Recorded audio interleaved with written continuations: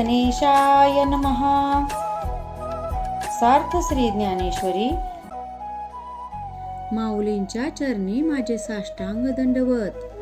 नामा म्हणे ग्रंथ श्रेष्ठ ज्ञानदेवी, एकतरी ओवी अनुभवावी. अध्याय 5. कर्मसन्यास योग. क्रमशः वाचन भाग 3. या भागात आपण 5वा अध्याय पूर्ण करणार आहोत. ज्ञानी माणसाकडे याविषयी सुखाची वार्ता सुद्धा नसते, कारण त्यांनी हे देहात जरी असले तरी देहधर्म आपल्या म्हणजेच विवेकाच्या ताब्यात ठेवलेला असतो. ज्यांना आत्मसुखाचा लाभ झाला आहे असे जीव हे विषयाची कधीच गोष्ट काढत नाहीत. पार्था, आणखी एक गोष्ट नीट समजून घे. हा आत्मानंद भोगण्याची सुद्धा एक रीत आहे. आता ती कशी असे विचारशील तर जसे पक्षी फळाची चव घेताना भोगतेपणा म्हणजेच त्या फळाची गोडी चाखणारा मी हे विसरतात. त्या आत्मसुखाचा अनुभव भोगण्याची जी एक वृत्ती तयार होते ती देहातला अहंकार दूर करते, द्वैत्य बाजूला सारते. तेव्हा आपले आपणच त्या आत्मसुखात रममान होऊन जातो. त्या जीव शिवाच्या अलिंगनात नकळत एकरूपता येते, ऐक्य घडते. पाणी पाण्यात मिसळले की त्याचे वेगळेपण राहत नाही, त्याप्रमाणे जीव शिव ऐक्याच्या भेटीत जीवाचे जीवपण वेगळे राहत नाही. असा आकाशातला वारा दूर झाला की आकाश आणि वायू दोन्ही एकरूप होतात. त्याप्रमाणे वृत्ती आणि आत्मा एक झाला की जीवाचे जीवपण वेगळे राहत नाही. आणि ज्यावेळी याप्रमाणे द्वैत्यभाव हा पूर्णपणे लयास जातो त्यावेळी ते ऐक्य जाणणारा दुसरा कोणीतरी वेगळा हा भाग सुद्धा शिल्लक राहत नाही. हा सर्व भाग अनुभवाचा प्रचितीचा आहे, तो शब्दांनी सांगण्या किंवा समजण्यासारखाही नाही. त्यामुळे आत्मप्रचितीशिवाय त्यावर उगाच बोलण्यात काय अर्थ आहे. ज्या साधक, उपासक आणि अभ्यासकांना ही गोष्ट पूर्णपणे कळली समजली आहे, ज्यांनी तो सुखानंद अनुभवला आहे, तेच या ब्रह्मानंदात मग्न होऊन राहतात. ते जीव म्हणजे ब्रह्मानंदाचे जणू काही दुसरे पुतळेच निर्माण केलेत असे मी मानतो. असे साधक हे आनंदाचे पुतळे, स्वसुखाचे अंकुर किंवा आत्मबोधाच्या खेळात रंगून जाणारे खेळगडीच असतात. ते म्हणजे जणू विवेकाचे, विचाराचे गाव, परब्रह्मीचे स्वभाव. इतकेच नव्हे तर ब्रह्मविद्येने सुशोभित झालेले अवयव असतात. ते सात्विकाचेही सात्विक, चैतन्याचे प्रतिरूप असतात. हे असे ज्ञानेश्वर विविध उपमा देऊन वर्णन करत असताना तेव्हा निवृत्तीनाथ त्यांना म्हणतात, बा ज्ञानदेवा, अरे त्या ज्ञानी पुरुषाचे किती वर्णन करशील. आता हे पुरे कर, तो मूळ कथाभाग सांग. तुझे काय आहे, तू एकदा का साधू सज्जनांची स्तुती करायला लागलास की तुला भान राहत नाही. त्या वर्णनात मूळ कथाभाग मागे पडतो. तू त्या निर्गुण परब्रह्माच्या रूपवर्णनात रंगून जातोस. परंतु आता ते वर्णन पुरे. अनमूळ गीताबोध काय तो निवेदनास पुढे घे. सद्गुरु निवृत्तीनाथ यांच्याकडून अशी सूचना मिळताच ज्ञानदेव पुढे सांगू लागतात. ते म्हणतात, श्रीकृष्ण अर्जुनाला काय म्हणाला ते आता ऐका. तो म्हणाला, अर्जुना, ज्यांनी आत्मसुखाच्या डोहात बुडी घेतली आहे ते पार खाली तळाशीच जाऊन तेथेच स्थिर होतात. किंवा जे आत्म्याच्या निर्मळ प्रकाशाने आपल्या ठाईच विश्व पाहतो, तो देहात जरी असला तरी तो परब्रह्म रूपच आहे असे तू कुशाल समज. जे साक्षीत्वाने निरीक्षक असतात त्यांनाच ते अतिउत्तम अविनाशी सुख प्राप्त होते. ते सुख अशा महर्षीसाठी राखून ठेवलेले असते. ते विरक्त वृत्तीच्या अभ्यासकांच्याच वाट्याला येते. तो निरंतर ब्रह्मनादाचा ठेवा हा अशाच आर्तजीवांसाठी जणू काही राखून ठेवलेला असतो असे समज.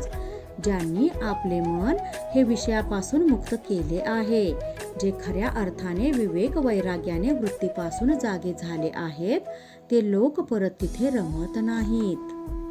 हे पांडवराज, हे असे पुरुष म्हणजे आत्मज्ञानाचे कैवल्य रूप परमेश्वर आहेत असे तू मान.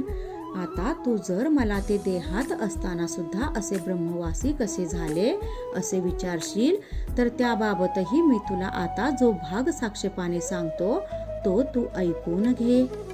हे बघ, त्यांना हे शक्य झाले आहे किंवा होते कारण त्यांनी प्रखर वैराग्याच्या बळावर आपल्या देहातील वृत्ती या बाहेर काढलेल्या असतात आणि त्यांनी आपले चित्त हे आत्म्याठायी एकरूप केलेले असते. इडा, पिंगला आणि सुषुम्ना या तिन्हींचा जेथे मिलाप होतो त्या दोन्ही भुवयांच्या मध्यभागी त्यांनी त्यांची दृष्टी स्थिर केलेली असते. डाव्या आणि उजव्या नाकपुडीमधून ये जा करणाऱ्यांचा वायूस एक करून ते त्यास प्रयत्नपूर्वक चित आकाशात घेऊन जातात. वेगवेगळ्या जलप्रवाह सोबत घेऊन एकदा का गंगा सागराला जाऊन मिळाली की तिच्यात मिसळलेले पाणी जलप्रवाह हे वेगळे करता येत नाहीत. त्याप्रमाणे अर्जुना, ज्यावेळी उपासकाचा चित आकाशात मनाच्या प्राणाच्या निरोधाने लय होतो तेव्हा कोणत्याच स्वरूपात वासना शिल्लक राहत नाही. ज्या मनपटलावर त्या संसाराचे चित्र उमटलेले असते तो पटच फाटतो आणि मग जसे पाणी आटल्यावर प्रतिबिंब कशात दिसावे अशा उपासकांच्या मनातील वासना पण दिशेनाशा होतात. मनपटलच फाटले की मग मनच राहत नसल्याने तिथे अहंकार सुद्धा उरत नाही. म्हणून जे आपल्या वृत्ती ब्रह्मरूप करतात ते देहाने सुद्धा ब्रह्मरूपीच होतात. मागे असेच काही साधक हे जिवंतपणीच ब्रह्मरूप झाले असे मी जे तुला सांगितले ते त्यांनी या योग मार्गाचा अभ्यास केला, आचरण केला म्हणूनच त्यांना ब्रह्मच प्राप्त होते, कारण त्यांनी यमनियमरूपी योग मार्गाचे डोंगर पार केलेले असतात. तसेच योगाभ्यासाचा सागरही ते पोहून पार करून गेलेले असतात. या संसाराचे मोल जाणून स्वतःच्या वृत्ती शुद्ध करून आपले सर्वस्व ईश्वरार्पण करून ते ब्रह्मरूपासी तद्रूप झालेले असतात. याप्रमाणे जेव्हा भगवंतांनी अर्जुनाला हा योगाचा, युक्तीचा, साधनेचा मार्ग सांगितला तेव्हा चाणाक्ष ज्ञानी अनमर्म ओळखणारा अर्जुन सुद्धा थोडा विचारात पडला. त्याला हा सारा अभ्यास थोडा चमत्कारिक आहे असे वाटले. देवांनी अर्जुनाच्या मनाची ही अवस्था ओळखली आणि मुद्दामच त्यांना असे विचारले की, हे कुंती कुमारा, मी जे काही सांगितले ते ऐकून तू संतुष्ट झाला आहेस का? तेव्हा काहीसे मंद हास्य करीत अर्जुन म्हणाला, खरंच माधवा, तू मनकवडा आहेस. हे काही चुकीचे नाही. तू दुसऱ्याच्या मनात काय चालले आहे ते अगदी अचूक ओळखतोस. हे मुकुंदा, मला नेमके काय म्हणायचे आहे, काय विचारायचे आहे हे जर तू जाणले आहेस तर मग आता हा भाग स्पष्ट करून सांगण्याची कृपाही तूच कर ना. बाकी काही म्हण, पण कृष्णा, तू जो मार्ग सांगितला आहेस ना तो काहीसा साधा, सोपा आणि सरळ आहे असे मनास निश्चितच वाटते. ज्ञानयोगापेक्षा अष्टांग योग मार्ग हा आमच्यासारख्या सामान्य लोकांसाठी थोडा सोपा वाटतो. अर्थात त्यामुळे साध्यापर्यंत जाऊन पोहोचण्यास थोडा उशीर लागणार हे नक्कीच. म्हणून तसे जरी असले तरी हा साधा, सोपा साधना मार्ग जो आहे तो विस्तारून सांग. तेव्हा अर्जुनाची ती विनवणी ऐकून भगवान म्हणाले, तुला जर खरंच तो मार्ग जाणून घेण्यात एवढीच रुची असेल तर ते निवेदन करण्यात मलाही नक्कीच आनंद मिळेल.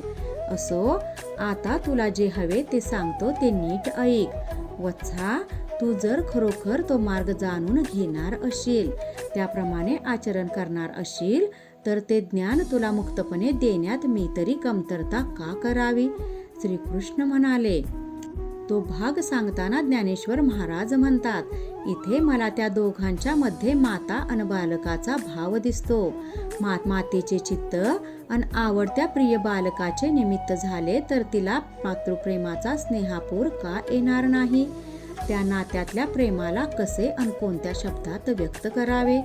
ज्ञानदेव पुढे म्हणतात की, हे कृष्णाच्या मनातले अर्जुनावरचे पाझरलेले प्रेम म्हणू का त्यांच्यासाठी कृष्णाने उभी केलेली ती स्नेहसृष्टी म्हणू, मला तर काहीच नेमके कळेनासे झाले आहे. श्रीहरींची ती दृष्टी अमृताच्या मुशीत ओतली किंवा प्रेम पिऊन संतुष्ट झाली. ती अर्जुनाच्या स्नेहमोहात इतकी गुंतली की तिला चटकन व्यक्त होता येईना. श्रीहरींच्या अर्जुनावरील प्रेम अवस्थेबद्दल बोलावे तितके कमीच पडेल. त्या उभयतांच्या स्नेहाचे वर्णन करण्यास शब्द कमी पडतील.